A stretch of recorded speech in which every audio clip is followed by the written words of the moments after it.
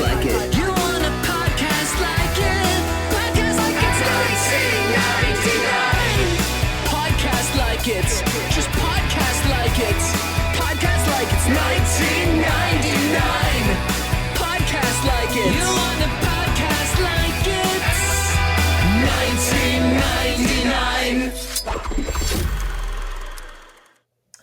Hello and welcome to Podcast Like It's 1999, the podcast where we talk about the films of 1999 from the end of the world here in 2021. I'm one of your hosts, Kenny Neibart. And I'm Phil Iskov. And with us today... An apropos way in, by the way. It feels like every day feels like the end of the world. Yeah, because, I mean, you know, I was going to say, as we alluded to right before the podcast started, I was going to introduce us from the 13th floor. But I had written, there is, for those of you who haven't seen the movies, I assume that's everybody, there's a moment where Craig Bierko, the star of this movie, he's an actor, an American film actor, gets to the end of the world, which we'll tell you about what that means. And then, you know, as I read what I had written while I watched this movie, I realized how apropos it was. But with us today, back, Jessica Ellis, writer and director, producer, and what a great guest. Only comes on for the shittiest movies. But she's the best kind of guest because she wants to hang out with us, Kenny, and talk about movies, and she doesn't care what those movies are. Well, no, I mean, and because she's able to make lemonade out of lemons. Absolutely. I'm hoping at some point I will graduate and you guys will find me worthy of a good movie. Like, I feel like I'm working my way up through the terrible ranks, because this is a significant step forward, but not like anywhere in the vicinity of good. This is a significant step forward. This is a significant step up, but it should be said, you kind of picked Anna and the King. I did. Well, because I had liked it when I was 17 in 1999. And, it's Jodie Foster. No, I get it. I just want to say we didn't foist that on you as much as we did the last two films. I actually watched Silence of the Lambs this past week. Sure. It's a good film. I don't know if you've seen it. It's almost weird that Jodie Foster is ever in a bad movie, because she should never be in movies like Anna and the King, but she should have just been in great movie after great movie after great movie like Meryl Streep. She's so good. Yeah. But, now she's in the Mauritanian. I guess we'll be... Yeah, she's got great hair in it. She looks kind of cool. I have no idea. I literally didn't know the movie existed until the Golden Globe nominations came out. Same. Yeah. It's the music version. It's the music of the drama side this year. I first of all, Jessica, thank you for coming back and for and obviously for talking about this film, which pretty much doesn't exist. I mean, I think that if you went on the street and took a poll, most people would be like, I don't know what you're speaking of. I had never heard of it. I had never really? had crossed my radar whatsoever. The only thing I knew Craig Bierko from was he was on Unreal. Yes, he was on Unreal. And he was great in that. So I was like, well, he's kind of a cool actor. And in this, he's there. And he is there. He hits his mark. He's in focus. So I love Unreal, or loved the first season of Unreal. The first season, yeah. Yeah, I thought it was amazing. And I remember he got like the and in that or something to the effect. So there was, there was this, when you get the and, there's this assumption that this person is a celebrity of some renown. And I didn't know his name, but mostly because his name is Craig Bierko.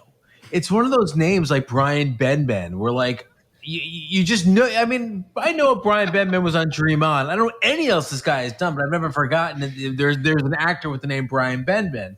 So there is an actor with the name Craig Bierko. He was. That might be the most people have spoken of Brian Benben in 25 years. This is the dumbest thing. Can I tell you how I know who Brian Benben is? Please do. Yeah. Because this is the longest tail fucking anecdote of all time. When AOL started, okay, someone on AOL, I assume it's someone at the company because there was no third-party developers at that point, created a Kevin Bacon game on AOL that they like did every week or every day. And the first name on this Kevin Bacon game that they ever did was Brian Benben, who I didn't know what he was. So I probably had to go to like whatever the search engine was, like fucking Lycos or like Alta Vista. Alta Vista, who knows, to figure out who this Brian Benben character was, and it never left my mind. But Craig Bierko, he's an actor. Obviously, someone thought Roland Emmerich thought this guy might have a future as a big time movie star. He did have an arc on Sex and the City. He had like a 3 or 4 episode arc on that. This is the most of his like stardom that I can squeeze. Look him up, and he danced around a ton of television in the 90s, late 80s, 90s, 2000s. He's just one of those guys who just got a lot of guest starring roles and never really found his starring vehicle. But this movie in a world without the Matrix might have had a bigger cultural imprint. Yeah. I mean, it's interesting because like I remember when this film came out. I remember I watched it on DVD around the time of its release. I couldn't really tell you why, if I'm being honest. I think I kind of, actually, I take that back. I think I kind of had a bit of a crush on Gretchen Mol, if I'm being completely frank. And I feel like that's probably why I watched it. It left zero impression on me. The only thing that I vividly remember is basically the poster art, but that wireframe of when he gets to the edge of the sort of reality that he's in, and you see sort of that like green kind of wireframe, like you're inside a computer game, computer, what have you. And I remember thinking, oh, that's kind of cool. And that, I mean, basically is the only thing that I really kind of held on to. But I also remember it's produced by Roland Emmerich and his producing partner, whose name escapes me, Dean Devlin, I believe. Dean Devlin didn't produce this. Oh, so he's not involved in this. Okay, I don't know why. Just Roland. Okay. This is just Roland Emmerich. And it's Roland's company, Centropolis. Yeah. And a bunch of other people.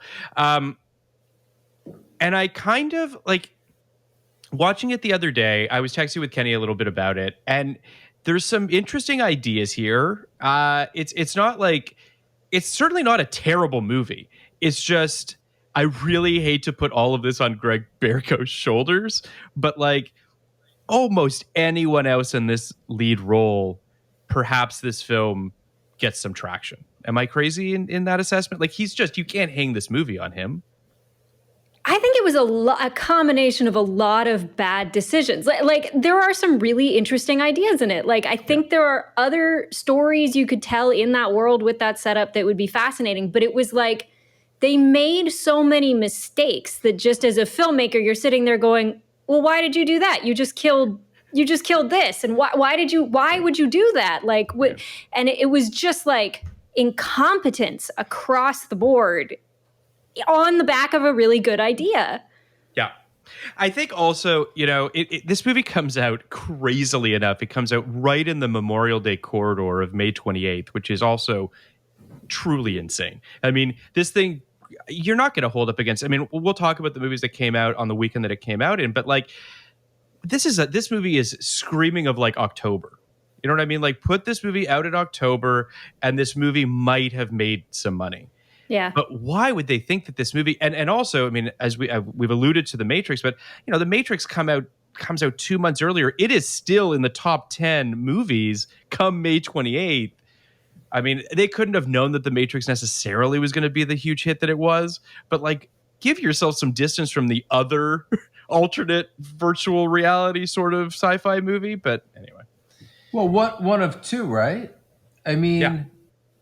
Or one of three, I mean, because as Existence is also playing in the same kind of world. So, yeah, I mean, I think we can all safely say that when we were, because, we're all around the same age, give or take. It feels like when we were growing up, the idea of virtual reality was like everything.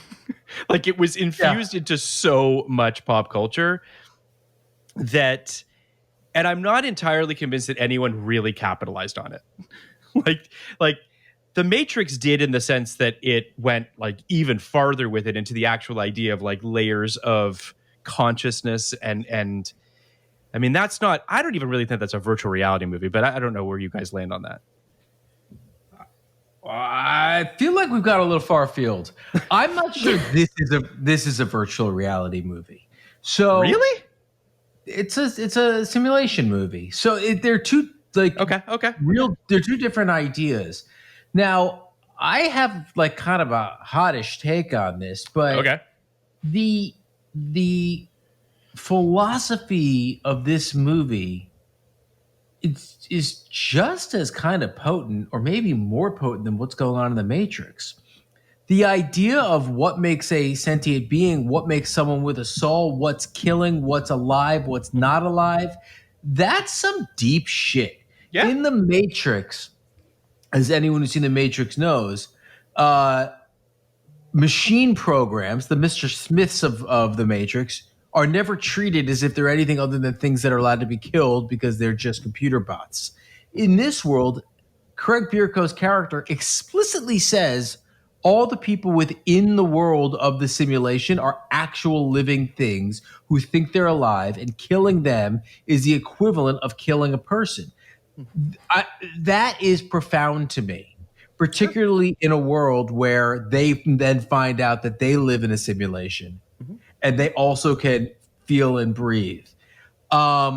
So it does get to this idea that it's not shying away from, that's not accidental or incidental, that of what makes someone alive, what makes someone have a soul. This is some of the stuff we were dealing with the Iron Giant a little bit. Like there's a lot here. You're right that it's more artificial intelligence, and I don't mean the movie necessarily, but the idea of it and what is life, I guess, ultimately, less so than the Matrix, which is much more about. I guess I'm gonna be like real pedantic here, Okay. and the Matrix I think is about artificial intelligence. Okay. And I think it's about a distinct difference between machine life or artificial life and organic life. That I think that the Matrix is explicitly puts one on a higher plane of existence than the other. Humans are better than machines. The Terminator, humans are better than machines. Machines are not real. But if you think about the Iron Giant is explicitly saying the Iron Giant is as valid as a human. It has a soul. A human has a soul. This is about simulation theory, which is different from artificial intelligence. And the specific difference is this: in 13th Floor, the simulation is controlled by people. People are the ones who created it. Okay. In the Matrix, the simulation was created by artificial intelligence. No, I get that distinction. I'm speaking more to the idea of that the people within the simulation of 13th Floor are also constructs. Like, they're not actual people, right? Like, they are sort of electronic manifestations of people. Right? It doesn't really answer that question. Like, that's one of the things that's irritating about the movie. I mean, with the ending of it, with him being transferred, like, it seems like they are full, active, human minds without a physical body. Sure. Because if you can take his consciousness and put it in future Craig Bierko and it's fine, like, that's a person. That's a person that didn't have a body. Right. Except there's so this is so hard, right? But this is like kind of what I love about it. It doesn't answer the question. I agree with that, almost on purpose. You guys, I hate to evoke Elon Musk, but I think it's, yes, he is a construct too. I'm pretty sure. I think unfortunately he's the one who said this, and I need to bring it up. So the idea is, are you familiar with? There's someone else actually who came up with this theory. Elon Musk just believes it very strongly. We are almost definitely living in a simulation, and the theory being, if you believe that we as humans are going to be creating simulations that are as that are self-functioning, right? That we can create simulations with artificial intelligence within the world of the simulation, and people within the simulation do not know that they are in a simulation. So essentially, an ultra high functioning version of The Sims, where like people within it don't know it. So if you believe that's possible, and that's likely, and that's going to happen, then the chances are we are not the prime existence. That there is someone above us who has simulated us. Okay. All right. So there's a 1 in a trillion billion chance that we're the primes, but in all likelihood, we are not the prime existence. Now, I think that's an oversimplification and only takes one thing into account and presumes too much about what we want to do as people. And my basic theory about philosophy in general is humans only know like 1/1,000,000th of 1% of what's actually happening. So I don't think too hard about this stuff. Right. But I would argue that I think it's simulation on top of simulation on top of simulation, that even the world at the end that he's in with Gretchen Mol, where his consciousness gets uploaded into another body, is probably also another simulation. It feels like they're kind of hinting at that, right? With the way that the screen ending, goes. yeah. With the way I the think screen so. Okay. So I think that it's really just life. This movie kind of asked for it. Is not worth thinking too hard about, whether you're a simulation or whether you're artificial intelligence or whether you're someone's dream or whether you're actually flesh and blood. It's only what you can feel and see and observe and grasp in the moment that makes you alive. But that's the best I can do. I don't disagree with any of that. I mean, I think that as we said earlier, I think the film raises some really profound ideas, and it's a pretty stylish movie that's like doing some cool stuff. I do feel like it's a little tropey to go back to the 30s or to have that kind of component to it. I think about stuff like the holodeck episode of Star Trek: The Next Generation. I think it's cool. I think the 30s and 40s are cool, so I get why they did it, and it's where Armin Mueller-Stahl was born, so I guess he has some sort of an affinity for that time period. I mean, it's all very stylish. It all looks pretty cool, all things considered. I guess and I said this to Jessica before we got on mic, but like, I'd be lying if I said that I was a little confused from time to time as to who was in whose body and what level of the simulation we were in. I don't want to, it's not worth lingering on that point, but I'll just say that I was a little confused. I might be dumb though, so that's cool. I'm fine with it. But yeah, it's just sort of, I'm just not entirely convinced that the film really lands its thesis as well as Kenny articulated moments ago. Well, I want to hold off for a second. Okay. Because I don't even know what its thesis is. Like I think that's kind of, I'm not presenting a thesis. I'm presenting like a premise.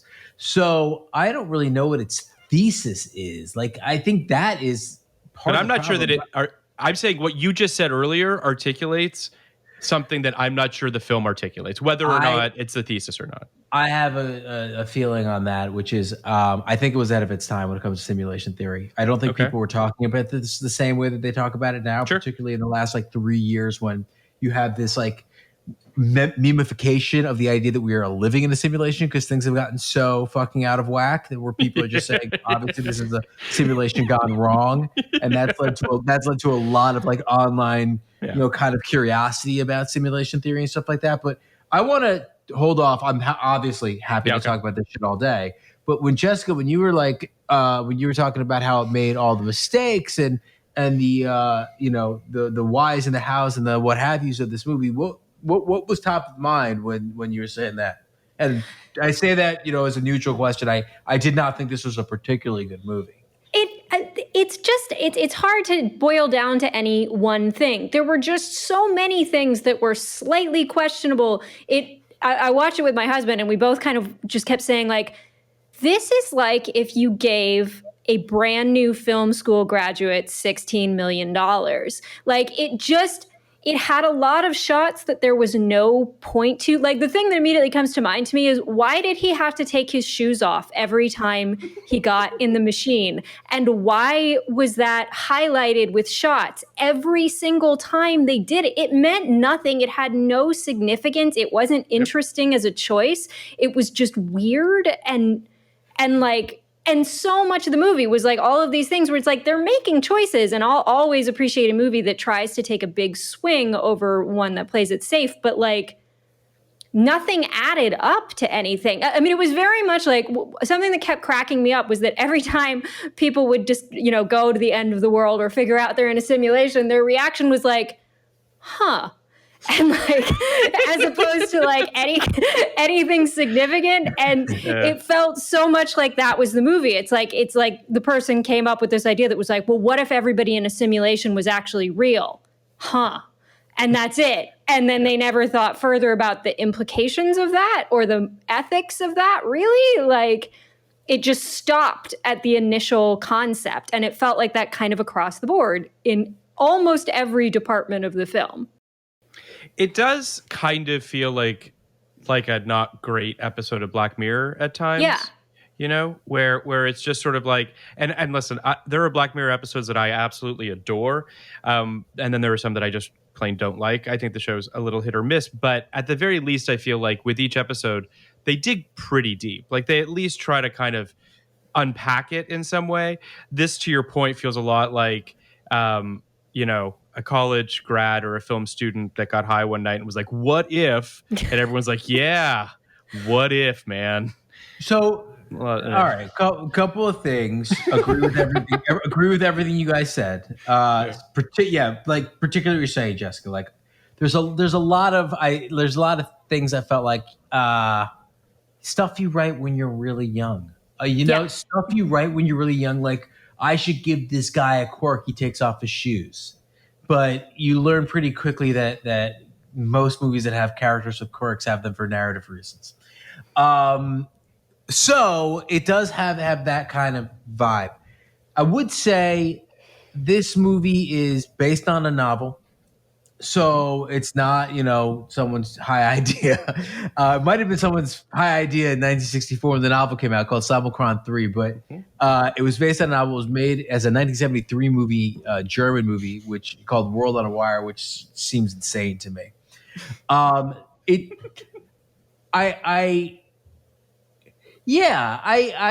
agree with you guys, like pretty strongly that this is not as good as it could have been. If it were an episode of Black Mirror, it would be the worst one they've done by a mile.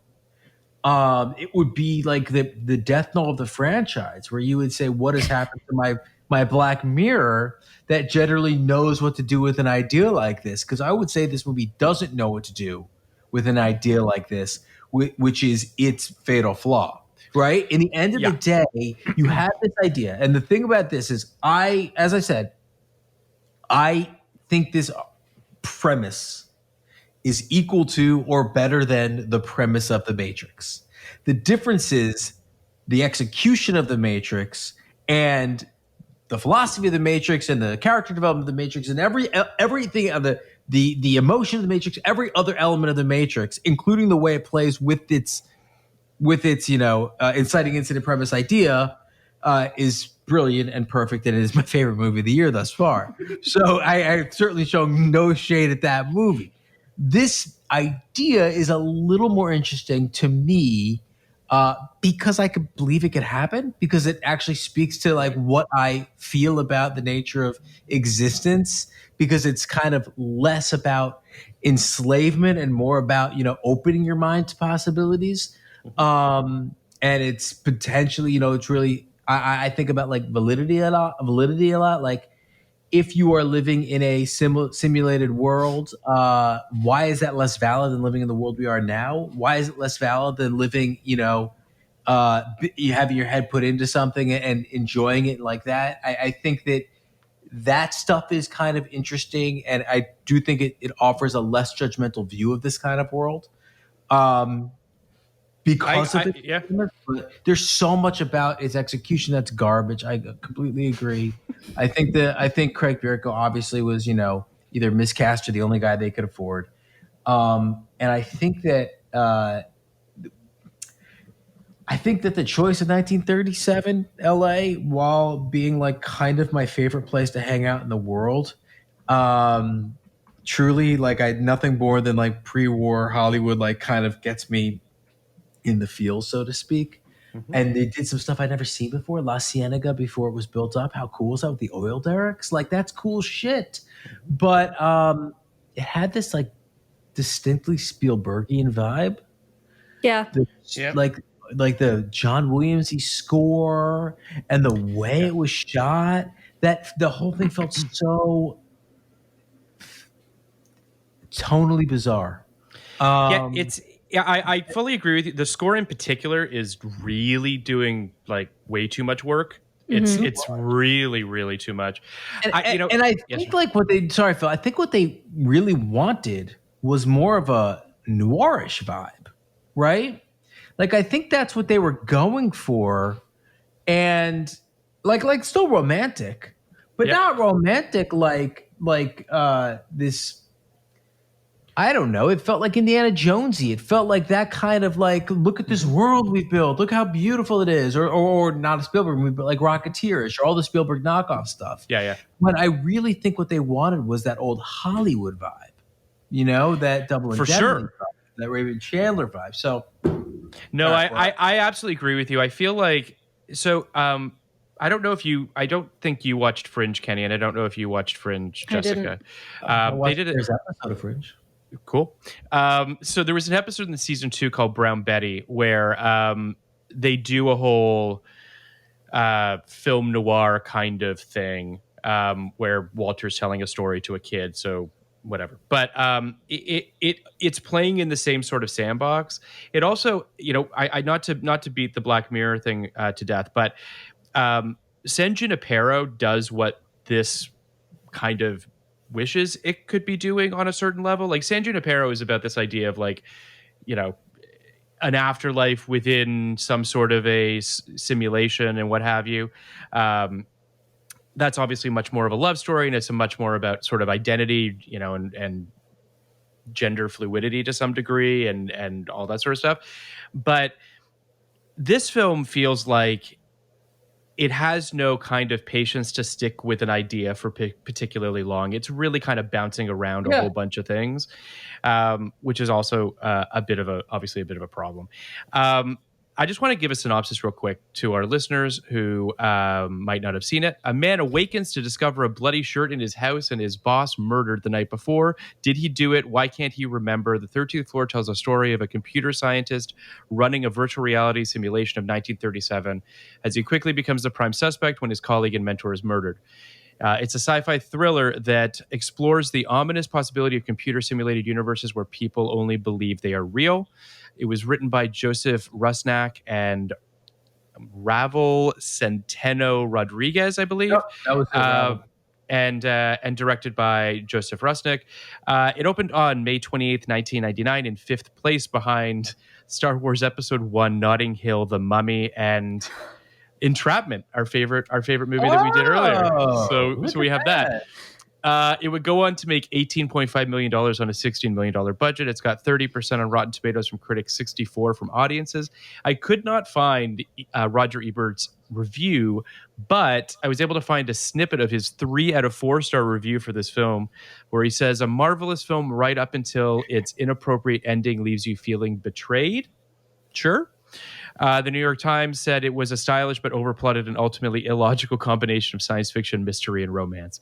Not to underline this again, but Star Wars Episode 1, Notting Hill, The Mummy, what are you doing? Why do you think this movie can perform against those movies? Is just bonkers to me. But anyway.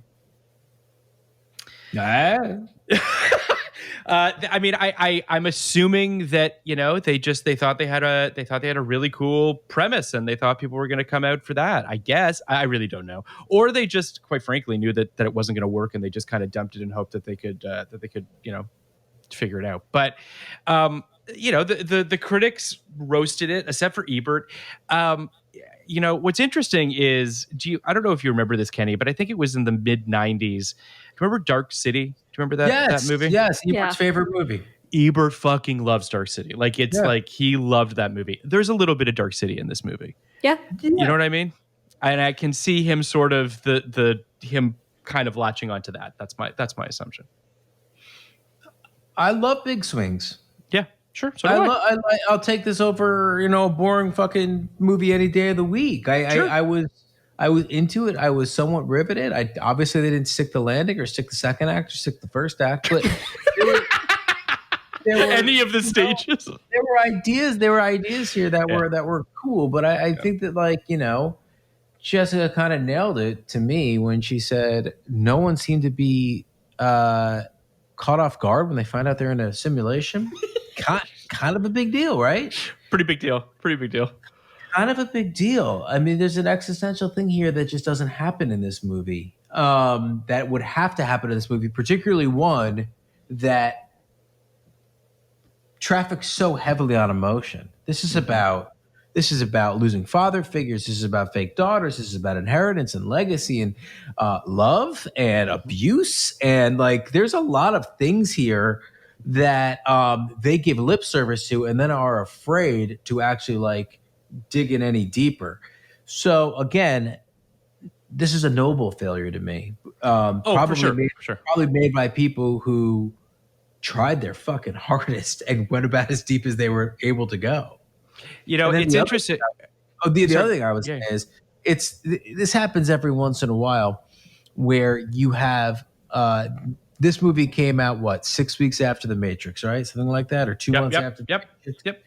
Aside from being so similar, thematically and all that, the visuals in this movie are from 100 years ago compared to The Matrix. And that really probably hurt it as well. Not only I think we're audiences we were kind of just there. You see an ad for this with the visuals out of Tron, and I think you're hard pass on that. I mean, I would even argue that when that whole sort of CG tunnel that they go in when they're kind of jacking into whatever, it's at a Stargate, which is probably 6-7 years earlier, which, you know what I mean? It's just, and it's a loop as well that they use several times in the movie. They don't even really give you any sort of a different angle at it. What's interesting is that when we just thinking about all the movies that we've talked about thus far, we're talking about The Matrix, we talked about San Junipero, Dark City, even Gattaca to a certain degree also feels a little bit like it's in this world. Yeah. All of those things are fearless. If you're going to go into this realm, right, with big ideas, not just sort of big ideas in terms of filmmaking, but big ideas in terms of consciousness and in terms of you have to you really, it's not even about nailing the landing, but you just really have to dedicate yourself towards really understanding the ideas, or at least sort of unpacking them in an interesting way. And I'm just not convinced that this film ever really dug beneath the surface of these ideas. But what did you think, Jessica? Yeah, no, I mean, I had pretty much exactly the same reaction to it. It's hard to I don't want to make fun of it, because on the one hand, I do admire that they were willing to make this movie and then it got funded. But it was just I just think the ideas. I don't even think it was a lack of fearlessness. I think it was that their capabilities were just exceeded.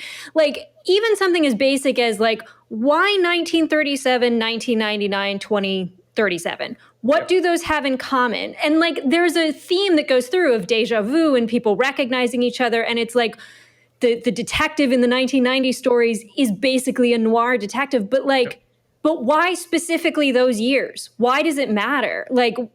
They couldn't even connect the dots on something that thematically important to put together.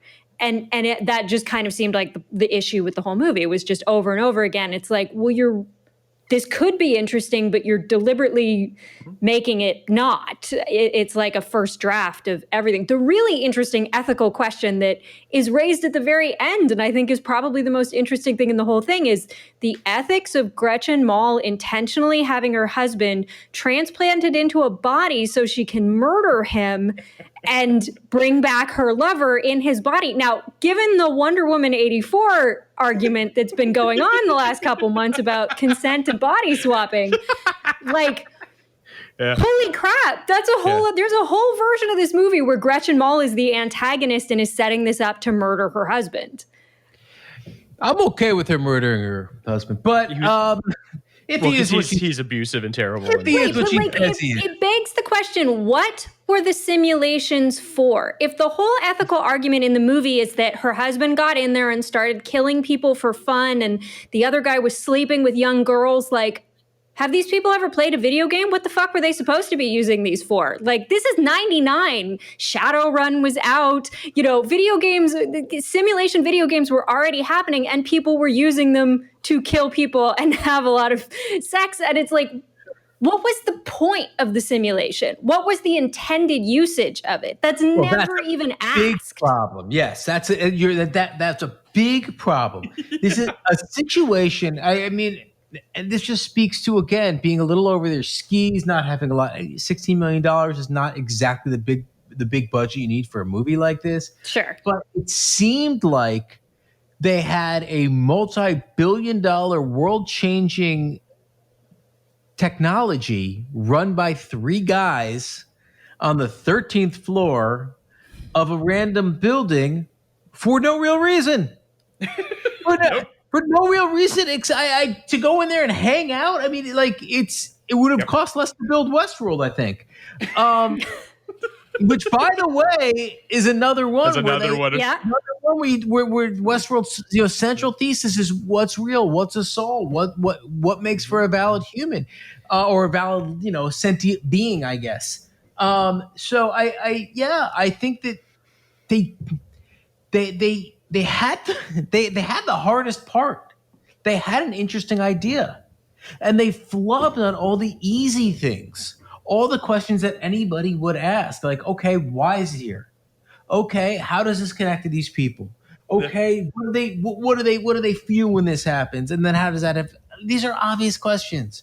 So it's a weird thing to see a movie that is made by people who obviously were ambitious, and then not have anybody involved in the project being like, yes, but that's not enough. There's so many like places in the story that you can poke at it and it totally falls apart and makes no sense. It's just like they just never bothered to do any rewriting whatsoever. And yeah, it lives in this almost uncanny valley in terms of the way I received it, which is like, good science fiction is really as good as the medium gets. That's like why this medium exists. Bad science fiction is the funniest, most horrible shit we have. That's wonderful. Like, bad science fiction, that's where the jokes lie. This is like, to me, there's not a lot to make fun of even. Yeah. And it's not even boring. It's just kind of like, it's not particularly competent, but it's not, completely uninteresting. It is like a weird kind of movie that there's a reason that like it kind of did disappear, because a movie like this, like take Lawnmower Man for instance. Lawnmower Man is a much dumber movie than this. But Lawnmower Man has had a far greater cultural impact than this. I would argue that Virtuosity has a bigger impact than this movie. I think it does too. It's really I couldn't agree with you more, Kenny, that like I wasn't bored. I was like, at no point was I just like, ugh, I want this movie to be over. But I also would be lying if I said that I was fully engaged with it, because I don't think that the film really lets you in, because I don't think it fully knows what it's doing. So you're just kind of in, you feel like you're in a simulation watching this movie. Oh my God. That's Like- its greatest trick. Its greatest trick is it makes you feel like you're in a simulation. It's bizarre. And again, like I can't really knock it, because as we've said, like it's trying to do certain things that are worthy of trying. It's bizarre. I would also say too, I just want to take a quick second here, because this is the third Gretchen Mol film that we've covered in 1999. She's in Cradle Will Rock. She's also in Sweet and Lowdown, and she's in this film. She's in a fourth film, but I never heard of this film, so I don't know what it is. But do we all remember when like Hollywood was really trying to make Gretchen Mol a thing? Like when she was a bit of an it girl for a second. I remember her on the cover of Vanity Fair. Like I remember. Sounds like you remembered it, Phil. Yeah. But I say that in the sense that every now and then Hollywood's like, this is the it girl, right? And they put her in a bunch of stuff. Like I think of, oh my God, why can't I think of her name now? She was in the remake of Sabrina, Julia Ormond. Like when they like pick someone out of, for all intents and purposes, obscurity, they think that she's attractive. They put her in a bunch of stuff and it's all not very good. And then her career's kind of over. Yeah. And I feel like she reemerged in Boardwalk Empire, you know, about 10 years ago or whenever it was. And she's really good on Boardwalk Empire. Like she's in that Betty Page biopic as well. Like she's actually a good actor. And it's such a shame as well. I think she's good in this too. It's just unfortunate that it feels like, and this is, I mean, God, there's innumerable women that this has been unfortunately done to, where it's like, you're pretty, here's a bunch of stuff. Oh, wait a second, that stuff wasn't good, so it's your fault. And then we're you know, chew you up, spit you out thing. But you know, what did we think of her in this film? Because I thought she actually did a pretty good job in this film in terms of, she might be the most complex character in the movie, quite frankly. Yeah, I mean, it's a role that was tailor-made for her. She has a very specific look, which is that she looks like someone from the 20s and 30s. And, you know, I think part of the problem with her career was that for like from 2000 to, you know, 2010 or so, we weren't making a ton of period movies. That seems to have been more of a thing in the last decade. And if there were more things, it could have been she's a flapper in the 20s or she's whatever, you know, more prestige TV that went to that thing. She might have stayed alive throughout that era. But also, you know, she hit 30 and vanished. And then Hollywood was done with her. Yeah, and I mean that was true of so many actresses, but that particularly in that era that just disappeared. No, for sure. No one more than Gretchen Mol, I think, fit this it girl. Let's put her. Let's like basically, you know, raise her up the flagpole and see who salutes. And if no one does, we'll get rid of her. I think she's the one. I think she's the one people think about more than anyone when you think about that. And you know, I don't know, a weird relic of kind of a darker time. Not that we don't do that anymore, but it was even more kind of factory farmed. No, for sure. Well, she's in a lot of movies in a short period of time too, and it feels like the inverse of this is, you know, what happened to Jude Law in like the early 2000s, right? Where like he had that one year where he was literally in like 5 or 6 movies. It was something insane like that. And Hollywood was determined to make him something. And ultimately that never really came to fruition, but he's turned into a really interesting actor because he's a white man. He's been given a million opportunities. But Jude Law's great. I'm not saying Jude Law is a great actor. It's just not the same. Well, no, I'm not saying it's. I'm not trying to make it a 1-to-1. I just think that there's something to be said for the fact that obviously men are given more opportunities than women. Their careers are allowed to evolve in different ways is more of what I'm getting at. And I don't mean to suggest that Jude Law isn't a great actor. I love Jude Law, but I just think that there's another part of that though that I would say, which is go for it. Men are just given better roles because Hollywood writes better roles for men usually, or they have been over the last 20, 25 years. Jude Law's, you know, if you look at Jude Law's filmography, the 5 films you're talking about, those are all lead and, you know, co-lead roles. Mm-hmm. Gretchen Mol was cast over and over and over again as the girl, the love interest, but almost never given layers, almost never given, like all these movies, almost never given layers. So, you know, you somehow have to pop when you're basically just told to stand there and look pretty. And that's not particularly fair either. I mean, you know, if Jude Law, and I don't think he sunk, I don't think you did either, but if Jude Law sinks or swims, it's entirely on his own merits at that point. You get 5 shots in a lead role. Yeah, we have a pretty good idea whether you can carry a movie at that point. Mm-hmm. No, for sure. I mean, I don't mean to create a false equivalency between these two actors. I don't think you're saying it, but yeah. I just think it's. I agree with you, Kenny, that Gretchen, for whatever reason, feels like the perfect distillation of this phenomenon, and it's a bummer because in this film and in many other things, she's proven herself to be a really rich, really interesting actor. And it just didn't seem to sort of click. Now, in a completely different track, Vincent D'Onofrio's career is something to behold. I mean, it is that guy and what he's sort of.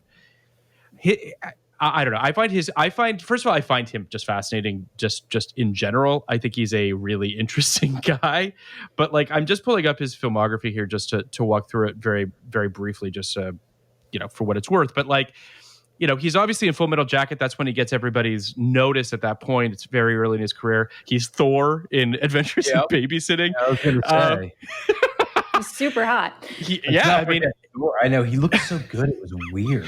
Yeah. Then then you've got Mystic Pizza. You've got a bunch of other things. He's in The Player. He's great in The Player. Is the guy that Tim Robbins kills. He's Orson Welles in Ed Wood. He's in Strange Days briefly. He starts to sort of turn into a different human, though. Like Men in Black feels like a turning point when all of a sudden he becomes like some other creature of some sort, and he starts just doing really weird shit. This is sort of, it's a few years after Men in Black. Obviously, Men in Black is 96. This comes out in 99. Shortly after this film, he does The Cell. And this feels like a prequel to the character from The Cell. He's literally like, he's got the weird blonde hair. I mean, he's a serial killer in The Cell, but like, he's playing such a, I don't know. Have you guys seen The Cell? No. I saw it in theaters, so I haven't seen it in 4 years. I remember it.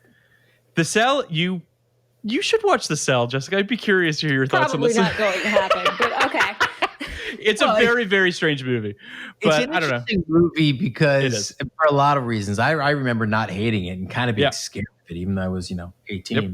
But it's funny that moment in J-Lo's career. Before like she decided I'm J-Lo and I'm going to be J-Lo, when she still kind of let Hollywood do what they want with her, it's a very weird performance.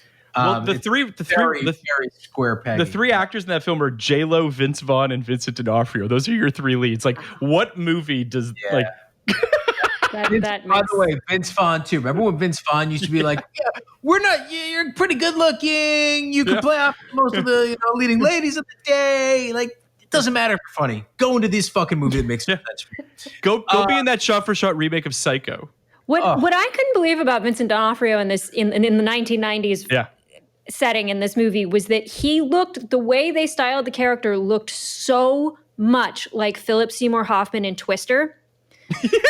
And then suddenly I was like, now imagine Philip Seymour Hoffman in this role. Yeah. That would be way better. That would be so much more interesting. I thought Vincent D'Onofrio was great in this. Am I crazy? I thought he was finding little moments that were so much stronger than the rest of the film. I liked him in it. Yeah. But like him and Craig Bierko had the same problem, which was that when they were body switched, there was no change to their mannerisms. There was the only one who did it was Gretchen Mol. Like her character, when you meet her body switched finally, is totally different, talks different, looks different, moves different, everything. Vincent D'Onofrio in 1937 was identical to, except his hair was shorter, to 99 one. And it's like, why would you? I don't know whether that's the actors or the directors, but there was no choice made. They were the same people. That's true. I thought. I actually thought Bierko was okay when when the bad guy went into him. I thought that was a pretty good choice. Yes. A pretty interesting kind of narrative choice to have the bad guy go into your lead and not have your lead have the ability to vanquish him. That was kind of like unexpected, but true. It made me think of Twin Peaks weirdly. When Bob goes inside Cooper at the end of season 2, where you're just like, to your point, Kenny, like it's a cool choice, and it's a way to put your hero in jeopardy that you don't see very often, which was cool. It is, and it's a way to elevate the Gretchen Mol character and to protect your hero too, in a way where you can have Gretchen Mol ultimately vanquish the villain without having your guy stand by and do nothing. or be a damsel in distress. Like it just kind of worked well in its own way. So I don't know. I think that again, like it does feel like all right, the least cool thing in filmmaking is doing things because they're cool. So that's what this movie felt like. That there were a lot of ideas they had. They're like, wouldn't it be cool if? Wouldn't it be cool if? And ultimately, like, this is not a cool movie. Like, there's nothing cool about this movie. This movie is like almost like dripping with uncool, right? Because there's no connective tissue there, right? Like, but like, yeah, there are some interesting ideas. Like, I do think this is like an interesting way to kind of wrap this movie up. And then I think the thing at the end is, I don't have a huge problem with the way it resolved. I didn't feel betrayed at all. I think that kind of thing, bringing a character from another plane of existence, be it a simulation or we see far more often like a movie, like Purple Rose of Cairo type shit, into your plane of existence and then living together. We're seeing it in fucking WandaVision right now. Living together in harmony is kind of a lovely idea. I kind of like that idea. So I liked that idea. I objected to the fact that it was only 25 years in the future.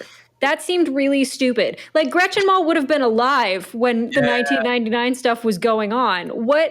Why not make it, why are we not in 2320? Why are we 25 years later and LA looks like they're living in a sea castle land?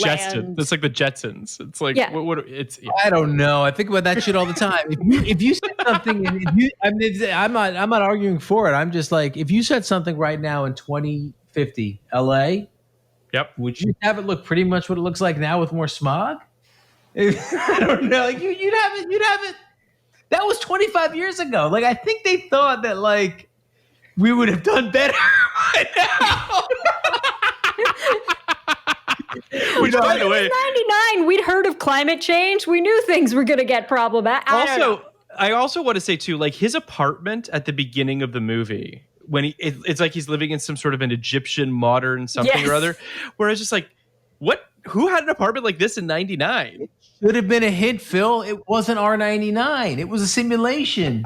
I think that I don't think that that's insignificant. I thought the same thing. That's fair. My first note was, does this take place in the future?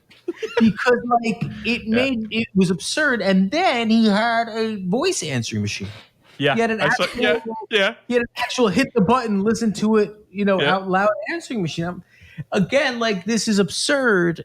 Except I think if it was a great movie, it would have been acceptable. They would have covered their tracks with this idea of like this isn't our actual reality, but it's not. I just think it was an act. So I just want to talk about Armin Mueller-Stahl for a second. Please do.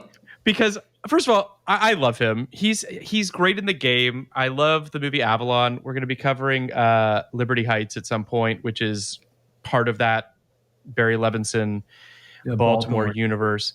And I just think it's fascinating that this guy basically like got a career at like it is what, like late 50s? It was early 60s? It was 92 when he did Shine. It was crazy. It's crazy. And it's he's great in Shine as well, obviously. Yeah, he's just I don't know. I've always really liked him. He's never really playing, I don't know. He's obviously acting, but like there's something very comforting, very sort of like grandfatherly about him, but there's a complexity to him. I just think he doesn't really get to do much in this movie, unfortunately, but he's sort of our way into the film. He's the inventor. Hannon Fuller is the inventor of this newly completed virtual reality simulation of 1937 Los Angeles. He's about to hand over this. He's been doing sort of premature testing, and he hands it over to his protege, Douglas Hall, played by Greg Berko, who's the heir to the company and becomes this prime suspect when Armin Mueller-Stahl is murdered. We then have... he's still alive. Murdered within the simulation. I'm just saying in real life, he's still alive. Did you know that? That's awesome. He is 90 years old. Wow. And I just, not to correct you, but just looking at his life, it appears that he was really a German actor from Okay.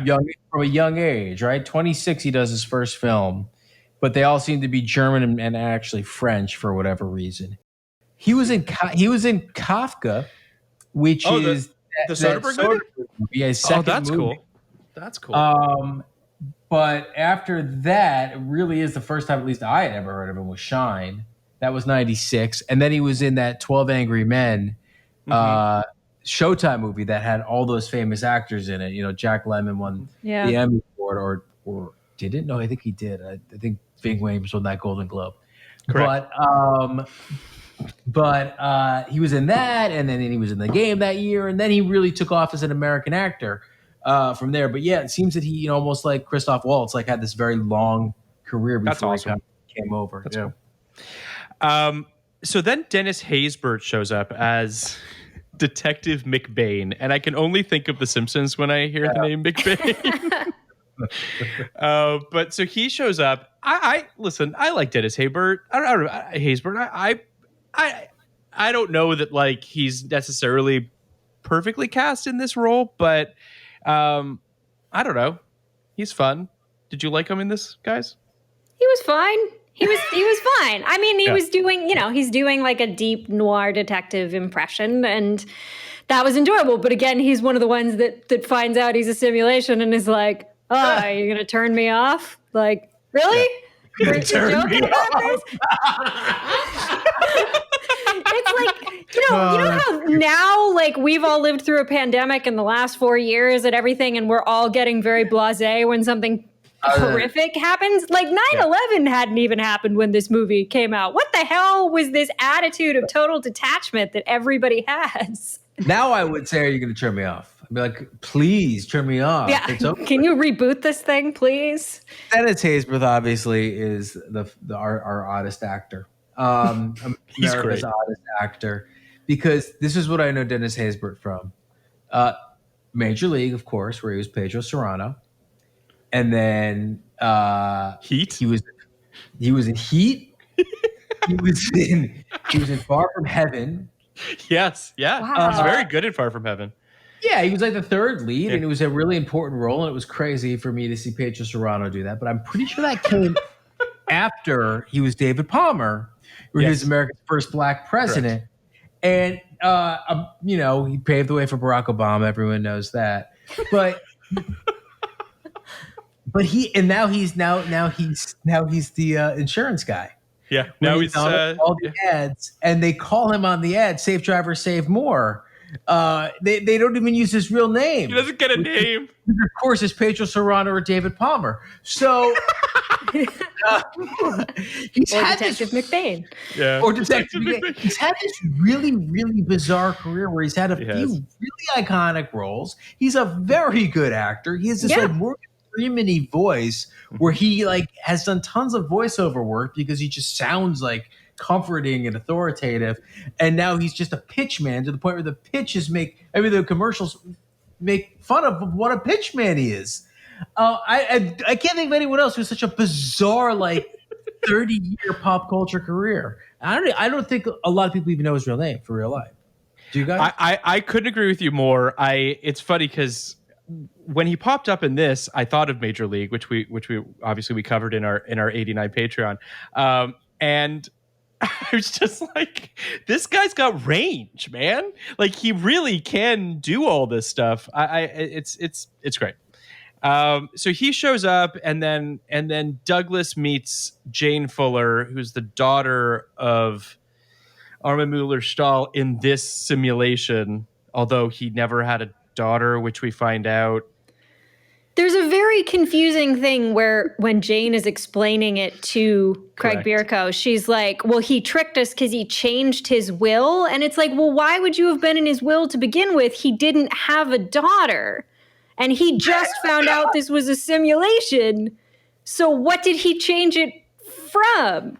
I don't know. The movie, as we got into the third act, all of the walls started collapsing on the logic of this movie, and a lot of ridiculous things like they were suddenly very, very in love, Jane and Craig Bierko. They were suddenly very, very in love. Yes. There was a line that I wrote down because it's just one of the worst lines I've ever heard in my life. And this is really one of the only things I can make fun of in this movie, which is that Craig Bierko is experiencing deja vu when they're dancing. And she says, they say that deja vu is usually a sign of love at first sight. And I was like, do they? Like, so when I'm driving down a street and I'm like, hey, it feels like I've been here before. Who have I fallen in love with? You're in love with the chicken shop on the corner. Yeah, I don't think that's how most people experience deja vu at all. No, I would agree. Know. Yeah, it's not quite, mistletoe is deadly if you eat it. Because it's even deadlier if you mean it. The best. The fucking best. Not quite that. Speaking of dancing, we have several famous flapper girls in this film. Shiri Appleby shows up as a flapper girl. Oh, whoa. And Alison Lohman is also a flapper girl in this movie. So wow, there was an unreal connection. Oh yeah, that's right. That's that's funny. That's funny. Yeah. So I mean, it gets pretty convoluted, but Douglas sort of enters the virtual reality. He becomes a bank clerk named John Ferguson. I don't know. It's too really kind of convoluted to get into all of it. But my point here is, basically Douglas gets wind of the fact that he's in a simulation and he goes to quote unquote the end of the world. And he discovers, he sort of becomes, he sees this sort of crude wireframe model and realizes that 1999 Los Angeles is itself a simulation.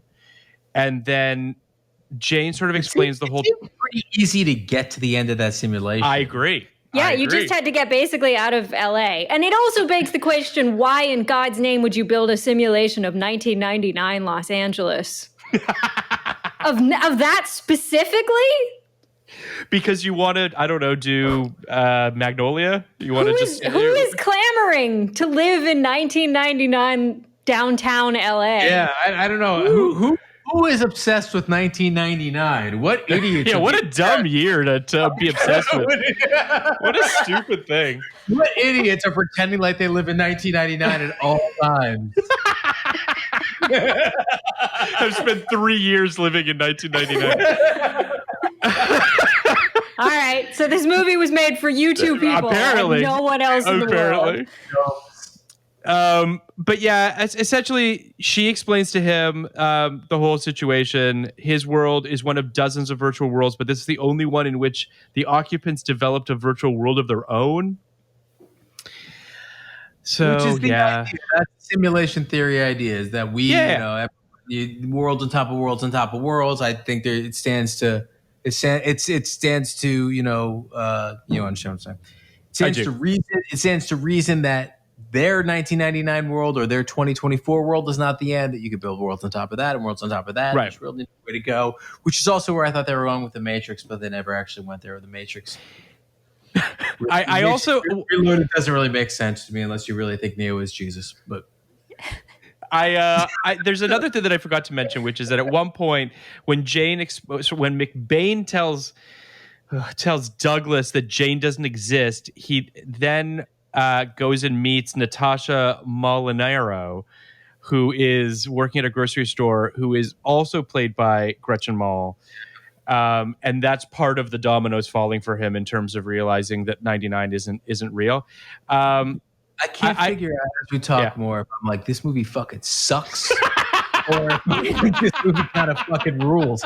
Like, remembering this Natasha Molinaro part, again, it's apropos of nothing. Yeah. It's like, oh, this movie fucking sucks. Can I just say that when I said that plot detail, the look on your face, Kenny, was like you tasted something you didn't like. Like you had such a mode of like, oh fuck. Because then I very quickly did the thing in my head where I'm like, okay, how do you substantiate that? Oh, that's unsubstantiatable.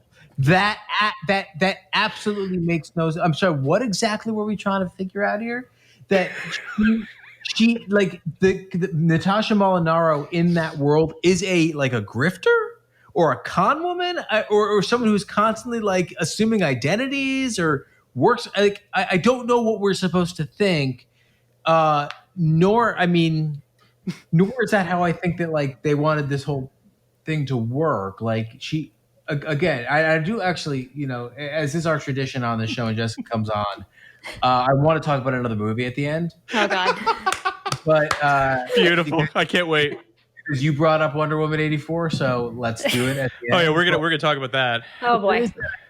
Is that what you're doing here? You are kind of portaling into someone's head, being John Malkovich style, who's already there. But what happens to Natasha Molinaro, who just so happened to be a con woman, and look exactly like Gretchen Mol? And well, she would be your avatar on Earth, I guess. Yeah.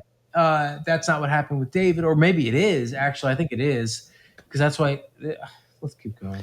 The thing is, what I thought of when we see Natasha at the grocery store was that she was in Go.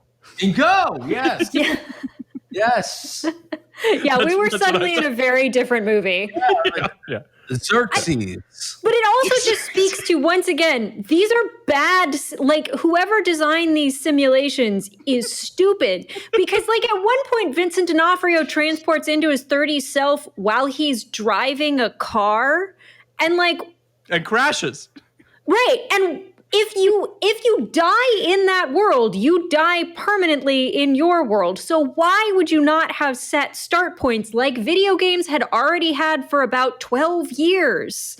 Like, this is the thing. Like, it's like they had never played any kind of a video game in their lives when they made this movie, because there's so much stuff that it's like, why would you ever design it to be like? You're designing it. Why would you make it like that? And why would the 1999 version function exactly the same way as the one made 30 years later by smarter people?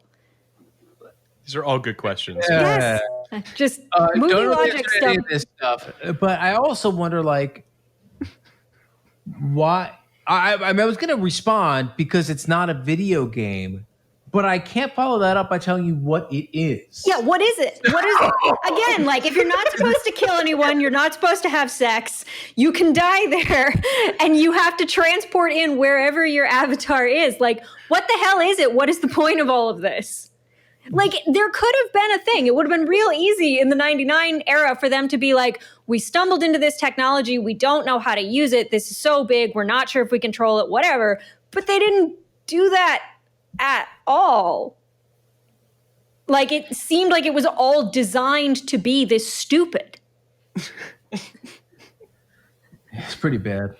Have you guys seen the trailer for the movie Free Guy? You have. Yeah. Right? Yeah. Free Guy, I read that script because, I've messed around with this stuff too, and decided it's too hard to write this shit.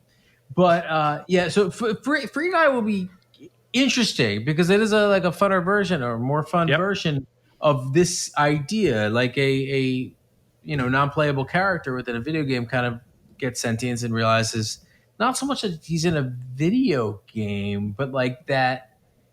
It's almost Lego movie-ish. It's hard to explain what I think is or Wreck-It Ralph too. Yeah, a little Wreck-It Ralph. Yeah, that too. But I think they take it seriously, and I do think in the end game of that movie, I'm not giving it away because I don't remember, but I think the end game of that movie is that there's a almost Scarlett Johansson, Joaquin Phoenix connection between Ryan Reynolds and whoever plays his main. I think it's Jodie Comer. Jodie Comer. Yeah, Jodie Comer is playing, whoever is this main avatar who's kind of the best gamer in the world of this thing. So I do, that is explicitly a video game, but also within the world, it's a weird thing because within the world of this game, life goes on.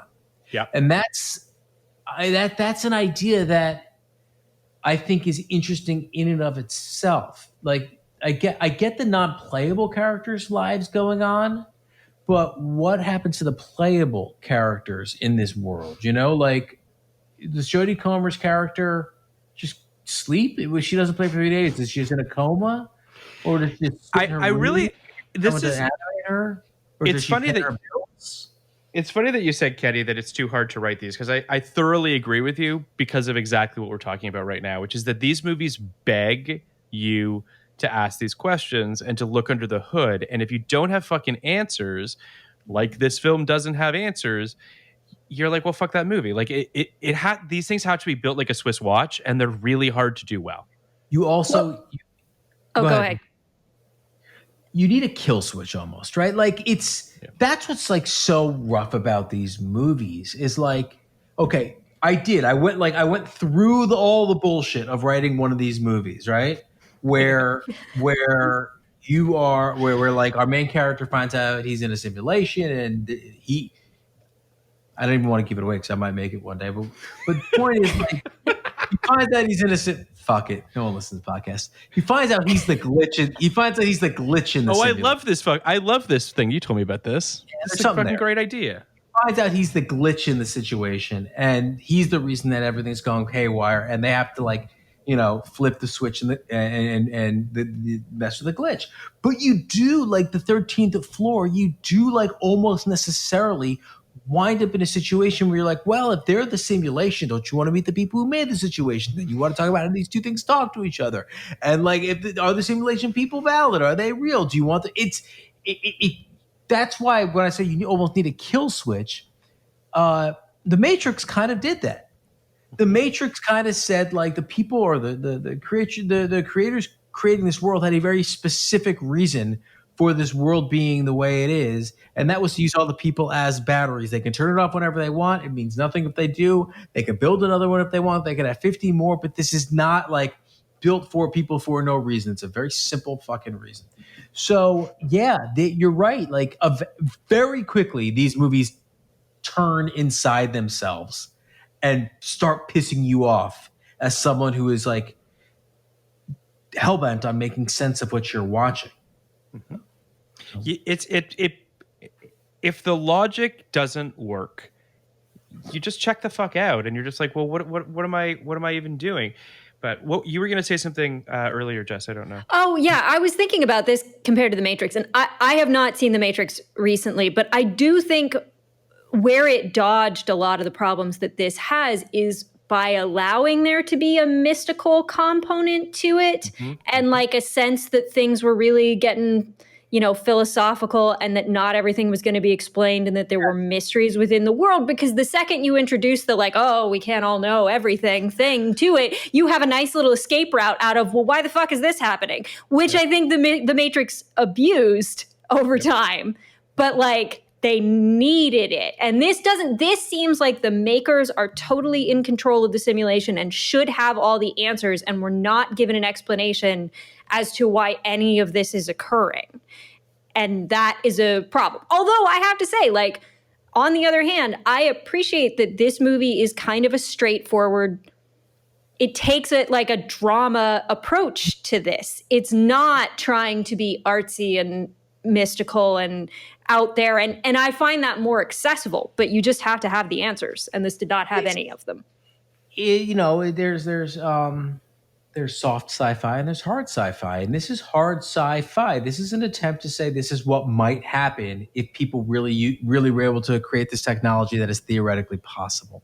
Yeah. So it sometimes lends itself to to boring movies or boring situations, but I think that's the situation we found ourselves in. But I think, Jessica, you're kind of the overall point you're making is the reason for being is just not there. And that wouldn't matter so much if we didn't leave this world at the end. But because we left this world at the end, you are begging that question, begging why people bothered making it. Not just that it exists, but why. You could stay within this world all day long and have Gretchen Mol go into that world and have her live there, and then it's not so important. But it's in. Yeah, it's doesn't even want to leave. He never said he wanted to leave. She stole him from that world. And showed it. Yeah, he shows zero interest in the fact that he's in a simulation to begin with. He's very accepting of it. Everybody is so excited. Even Gretchen Mol, when she's being chased by her abusive husband, is running away extremely casually. Yeah. Did anybody get, like, she is just like chillingly trying to get away from a guy shooting at her. And like, yeah, nobody has any desires. Yeah, it's. I mean, part of it too is the fact that, like, Yeah, I don't know. Our lead is so flat too. I don't mean to keep kicking Greg Berko, but it's like he's our hero. He's the person we're supposed to be invested in, and he really just very flat through the whole thing. Hard to like really be sure why you're rooting for the guy. And then obviously he becomes taken over by a monster. So I guess there's that too. But well, he's great in Unreal as a kind of masochistic, sex addicted asshole, and I think that's what I think he's a character actor. That's what he's good at. You don't cast him as deep existential thinking guy. No, I would agree with that. I mean, he was nearly Chandler, and you don't think crazy. of him. Can you imagine that? He was cast. He turned it down. He was the pick for Chandler on Friends and turned it down. And that would be a different world. But imagine Matt Perry in this role. It would not be better. No, it wouldn't. Right, so who should it have been? Oh, boy. I mean... Tom Cruise probably could have done it. That's what I mean, because I think of like Edge of Tomorrow, like something like that. Sure. He's good at sitting and wondering at sci-fi stuff going on around him. It kind of had a Minority Report vibe too. Yeah. You know, like the first question was, I may have killed a guy. Like some weird, you know what I mean? Which is, I think, the Minority Report question, which is, I may have killed a guy, or might be about to kill a guy tomorrow. Not sure. Yeah, I mean, Tom. If let's say I agree with you, Tom Cruise would have killed it. How many people between Tom Cruise? Well, that's so like. Yeah, and on $16 million, no way. Well, like the person that kind of, and this is a weird pick, but like Nicolas Cage. Yeah, I think what you guys are kind of getting at is anyone with beer. A star? Intensity. It's somebody that can play intensity. Yeah, like I mean, on some level, it is and- anyone but and Birko. he I mean, can. Spader could have probably done it. It really, it just needed someone who demands your attention. So let's say it was a star. Let's say it was. I mean, I'll throw someone out there. Like, let's say, because he's done some shit like kind of like this in his life. Like, let's say it was Denzel. Okay. Does this become like a bigger movie? Like, is this like a thing? You know, like not like a thing like fucking Training Day, but is it a thing like Deja Vu? Probably, yeah. Probably. There's also, and this is, I mean, I know that this person is no one's favorite person right now, but like there's a Johnny Depp version of this too. You know, where that'd be like the ninth gate that we haven't done yet, but we hate. So the ninth gate's going to be a real ride to go out with Johnny Depp and Roman Polanski. That's going to be really something. Too. But yeah, I mean, I think that. I mean, I kind of come back to what I was saying a second ago. Like, Greg Berko does not demand your attention. He does not. You are not locked into him. He doesn't have the charisma. He doesn't have the gravity. I mean, truly, it could have been anybody who just demands 10 or 20% more of my attention and this film might have gone off a lot better. But it's still an underwritten character. I mean, like somebody who's better at handling tension and intensity, I think would help. But like. The character, at one point, Gretchen Mol was like, I fell in love with you in the simulation because of your kindness and your integrity. And it's like, when did we ever see either of those things expressed in any way, shape, or form from this character? Yeah. Like, that's a big thing to buy at the end of the movie, that she fell in love with him by watching him in the simulation. Also creepy, but... It's also the definition of tell, not show, right? Yeah. Like, you're just literally telling us something about a character that you have in no way, shape, or form shown us. It could have been. I mean, I'm running through every actor that's ever been in a movie, any of them. Like it could have been. So she did her first like kind of big role, Rounders, with Matt Damon. Could have been him. Could have been Matt Damon. Oh yeah. Could have been Ed Norton. Could have been John Malkovich. Yeah. Could have been John Cusack, honestly. Yeah, Cusack would have been good, actually. Yeah. Ethan Hawke would have been great. Yep. Ewan McGregor, perfect. Yep. Jude Law, I would have watched it. Like, I can't believe he's smart enough to build this thing. I can't believe Birko is. I mean, Birko. Yeah, that's a good point. You know, it's like there are a lot of people who really could have done fine with this weird Vince movie. Vaughn could have done this in '99 and it might have been more interesting. What about well, I wish I had the guy's name off the top of my head. What about our dude from Always? Oh God, Richard Dreyfuss? No, the other dude. No. Oh God, Brad Johnson? Hey, what up, Brad Johnson? Maybe. He might have been more interesting. But For I more gotta Brad say, Johnson talk, listen to the our characters the characters are also nothing. Like, you can do the same thing with Gretchen Mol. Any other star put Catherine Zeta-Jones in that role to go back to Entrapment. Fine. Because they're not characters. They're not anything. They're not. But this movie was really hamstrung by just how blank all the actors were really, though. I think D'Onofrio was fun, but yeah, he's not fucking Philip Seymour Hoffman. Yeah. He could play either role. You know who could have been in this too, Kenny, is your boy Ben Affleck. I thought Affleck too. He's young. He would have been real young at the time. He would have been really young, yeah. This is a very Affleckian kind of performance. Just staring at things. Affleckian. Oh.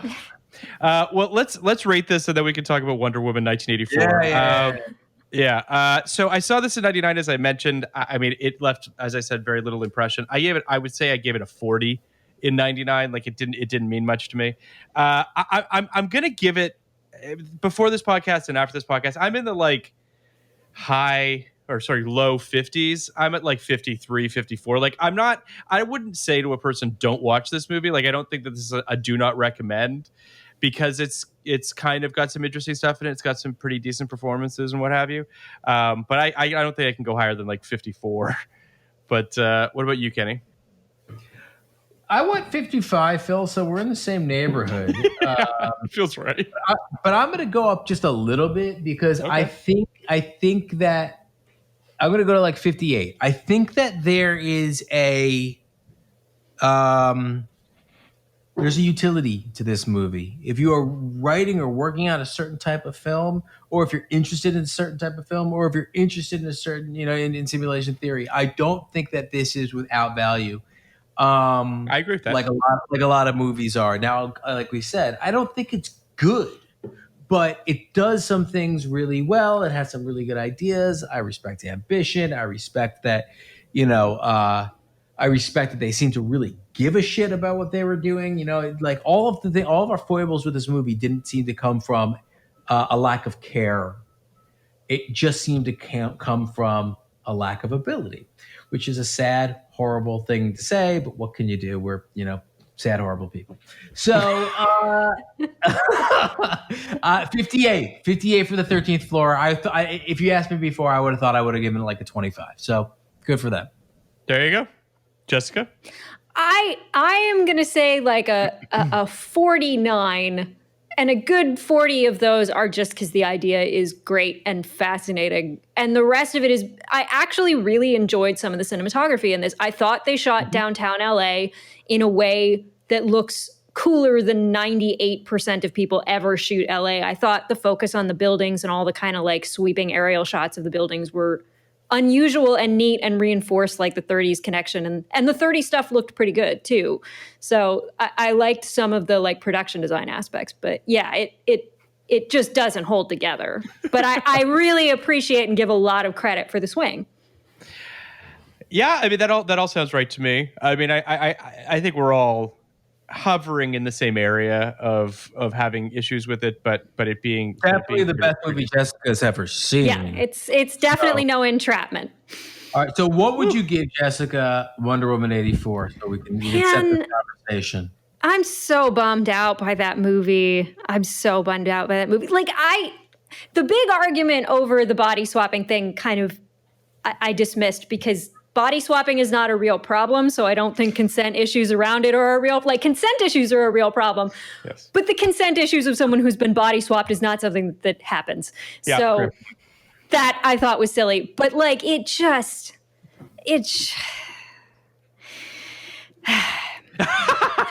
I mean, how about I'll just say this.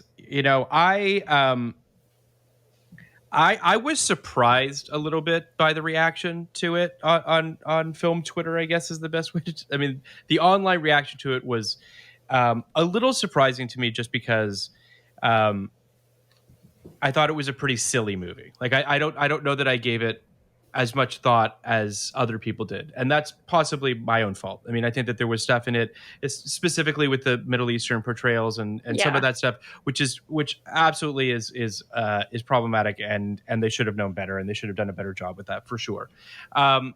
In terms of like people getting upset about like a magical stone and things like that, I'm just sort of like, it's a fucking comic book. Like on some level, you kind of have to just buy into the ride that they're taking you on or not. Some movies believe, Nolan's going to ground you in some sense of reality, and some movies are going to be, more fanciful. There's nothing wrong with the magical stone. I agree with you.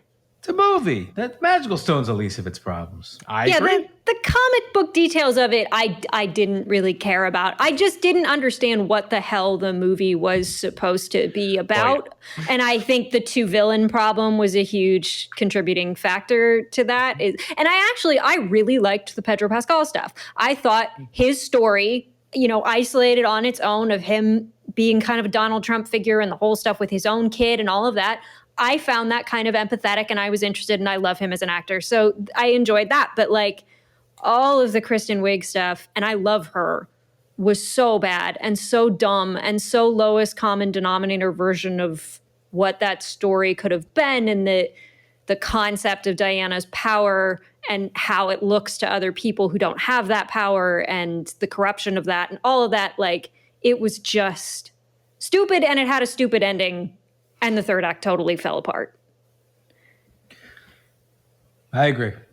And I feel bad because I loved the first movie, and I loved the trailer for this movie so much. I watched it multiple times in the lead up to it. And this was just the critique that really hit home was, why was it in the 1980s? And I do not know. There was no reason. They didn't really know either. I mean, it's interesting because I don't know if Kenny, you listened to the Blank Check episode on it by any chance? Yeah, about 20 minutes of it. Nothing against it. I just fall asleep every once in a while. I think that I liked their episode because I think they were pretty fair about the problems. I think that Griffin had more problems with it than David did. But I think that ultimately it was a blank check movie, right? Like, Patty Jenkins was basically said, like, you can do whatever you want. And then mixed into that, you have Jeff Johns, who, say what you will, might not be the right person for some of this type of stuff. And, I even think the first movie, as much as I really enjoy it, I think the third act's kind of a mess. But the first two acts are really, really, really good. Yeah. And I thought this movie started strong. If the whole movie felt like her in the shopping mall, then I would have said that. Yeah, it would have been great. Yeah. So I don't know. I think that this movie is I first of all, totally you and I are in total agreement on this, Phil. Like, everyone should cool the fuck out. Cool the fuck out. Like number one, like, just chill out. I mean, like, and not even on some, like, it's just Wonder Woman. Like, This wasn't like a super offensive movie. I'm not talking about Middle Eastern stuff. Yeah. This wasn't a super offensive movie. There was fun to be had here. Yep. And a lot of the stuff people are pissed about, it was just fun. I guess, like, for me, I think the two villain problem was a problem, for sure. But I guess I would not have had Chris Pine go into someone else's body. It was very weird and unnecessary. Just totally. Bring him back. Yeah, bring him back, and then then you avoid all the bullshit layer stuff, and you get the most, like, that's a powerful idea. It's a magical stone. You can bring a guy back. Yes. Yeah. She's grieving. She can't let go. She hasn't moved on in 30 years. She brings the guy back. She realizes that by bringing the guy back, she set the balance. She set off the balance of the entire world. She has to let him go again. I don't know. Why even do it with some other dude? That makes no sense. Okay, but it's also at the end. Are we supposed to believe that she's like going to end up with the guy from Life Unexpected or whatever his name is? I almost wonder if that part was them realizing that was going to cause PR issues and trying to write in a coda where it's like, see, he's fine. He didn't mind. Like, he still thinks Diana's hot. Like, he doesn't see her as a predator who took over his body for a couple of days. Like, because that scene is so strange and out of place, and I don't understand. I mean, like, I understand it's trying to show she's moving on and stuff, but like, it doesn't, and it's bad. Yeah. It's funny. It has some of that always vibe, Phil, where like Yes, at the yes. end, he's like, choose someone else. How about this guy? You can be with someone else. What about the guy who owns this body? He seems like he has a nice apartment. It's so ridiculous. I don't know. This is a rare one. Normally, comic book movies, I tend to throw believability out the window and just roll with it. This one had enough logical story, stupid flaws that like they tried to explain away and their explanations were bad that I got bored because it was like, you're not even Chris Pine is flying a jet to Egypt with no GPS. He just knows the way to Egypt magically and the plane never runs out of fuel. I totally agree with you. Yeah. But I also agree that I wish the movie never did come out. Because then we would only have the trailer, and that was a perfect piece of art. It was gorgeous. I have to ask the question though to you guys because it's something that I was sort of chewing on as it came out on HBO Max, and we don't need to talk about the HBO Max component of it. But I'll just say this: I'm if that film came out in theaters like it was supposed to, and everyone got to sit in a theater together and enjoy it or not enjoy it together, whatever the case might be. Does this film have the same backlash? Do people have the same issues with it? Are people frustrated with the lot in their life right now of not being able to see movies in theaters, and all of a sudden this is a film that people can live tweet every fucking thought they're having while they're watching this movie? Like, it's just, I'm not sure that this film benefited from the release strategy. Like, I think it's worse if it's in theaters, but I agree with you. No, I think I think that you have to remember that we're still a culture that just destroys female-led genre movies almost every time, no matter what.